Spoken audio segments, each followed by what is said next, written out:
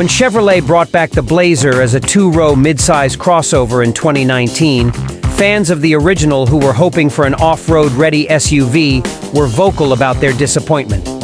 Now comes another surprise wearing a Blazer badge, as Chevy takes the SUV with the storied name into the electric realm of Autodom for 2024. The gas-free version is called the Blazer EV, and if you're disappointed by the Blazer's electrification, take solace in the SS trim, which offers 557 horsepower and is said to be capable of hitting 60 mph in less than 4 seconds. While the SS seems tailor-made to take on the likes of the Ford Mustang Mach-E GT and the Tesla Model Y Performance, 3 other more affordable, less powerful models are available as well. The Blazer EV uses General Motors' Ultium battery technology, and the model with the most range will be the RS trim, which Chevy says will go up to 324 miles on a charge. The Blazer EV is an all-new model within the Blazer family, with its own distinct body and interior. It's not a gas Blazer fitted with an EV propulsion system. It's offered in 3 trims, with the mid-range LT and RS models launching first, and the performance-oriented SS coming second. An entry-level 1LT model had originally been planned, but Chevrolet decided to drop that value-oriented trim before the Blazer EV's launch.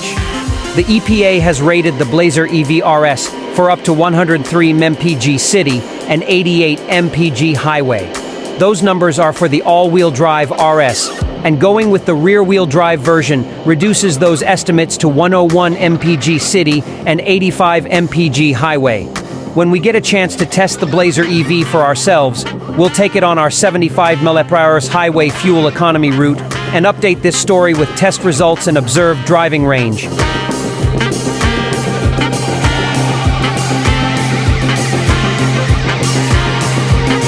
The Blazer EV is strictly a 2-row affair, but both the front and rear seats are spacious and comfortable for adult riders.